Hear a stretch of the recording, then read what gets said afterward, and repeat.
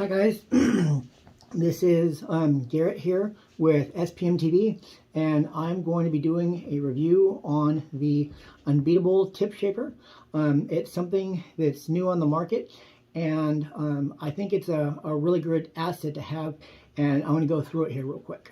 So we all have these tools in our case, or have used them before here, with the tip pick being one of them, and that's just to kind of scuff up the tip so it makes it hold chalk a little bit better.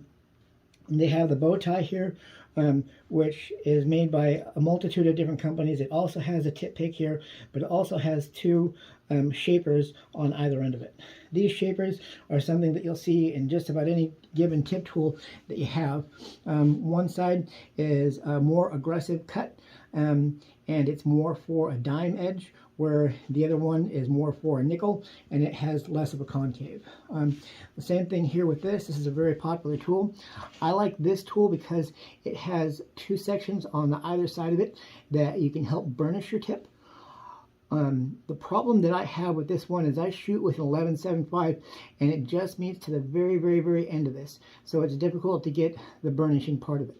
The other aspect of this tip tool that I really like is the fact that it has this little tiny section here that's heavier on the end, and you use that to kind of pound your tip in and scuff it up a bit at the same time. This one also has the same feature on it, and it's just a diamond cut into the metal, and you take your tip and you can scuff it up like this, or you can take and tap it like that, and that gives an abrasion here, and it helps to make the chalk stick a little bit better. Now, all of these tools here are good. Here is a, what is this one? This one is a dime, I believe, by Willys. And it's a good one. I think everybody has one. You shape your tip, and then you measure the circumference of the tip by this little shape here. And this one is good, but honestly, all of these don't mean anything. When you have this tip tool in something that is encompassing all the rest of which that you have here, it has this type of material here, which is aluminum, that has a whole bunch of little tiny abrasions that stick up, and this is how you shape it.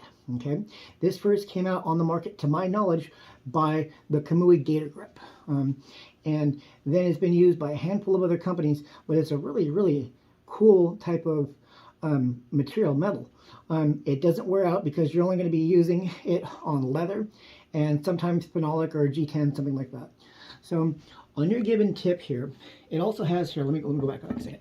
It also has these circumferences, and it shows you the given diameter of the tip size you're using. So here's a 9mm, here's a 9.5, here's a 10. It goes from a 7.5 all the way up to 12.5, and all these have a different radius here. So one of the big things that I noticed with this is that when you're shaping this and you're going across here, what you got to do is you got to consistently spin the shaft.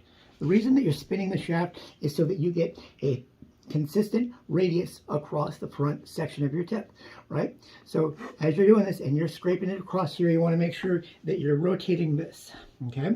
And as you're doing that, you can go back and check. Say, okay, well, I want it to be at a dime radius, and then you can come up here and you can measure to that. Okay, that's not quite right. That's not quite right.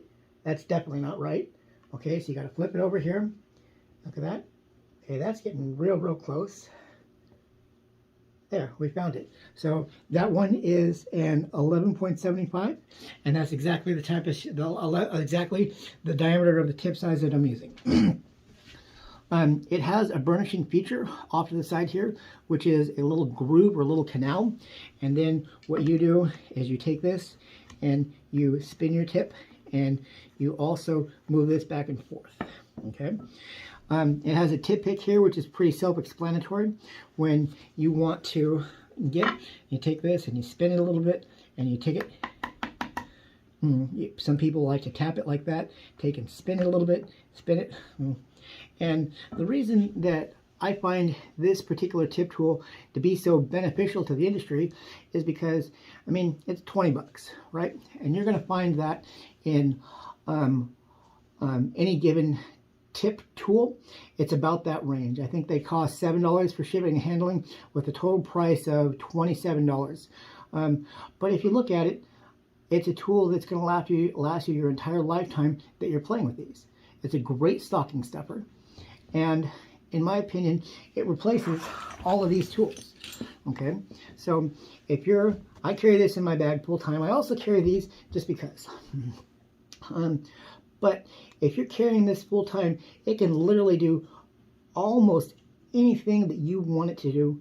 And you don't have to worry about, well, do I have this one? Did I loan this one to a friend? Is this one still good? Do I have the cap for it? You know what I mean? There's a lot of different variations to all these other tip tools.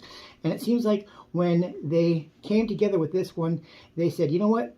We're going to take all the best attributes of everything else that's out there and just run with it. And that's something that I find to be very beneficial when I'm using something, because say I want a burnisher, right? And I'm looking around, well, gosh, this one doesn't have a burnisher, this one doesn't have a burnisher, this one doesn't have a burnisher, this one doesn't have a burnisher. Oh, look, I've got one tool here that has a burnishing feature off to either side.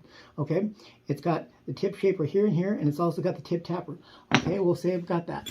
Well, here's a tip shaper and a tapper. Okay, here's just the tip shaper on itself, and then a tip pick. So all of these things are all great independently. Okay, but then you ended up needing 2 or 3 or 4 tools to do the same thing that this one does. I am a complete advocate of this product, and I put it on the SPM seal of approval. You'll see that pop up on the bottom of the screen here in a second. It is probably something that should have been invented a long, long time ago, but I'm glad that they have it now. So without any more, I think that did a pretty good job. If there's any questions, ask in the questions. I will also link where you can buy these at, and you can go from there. Thank you so much for watching, and have a good day.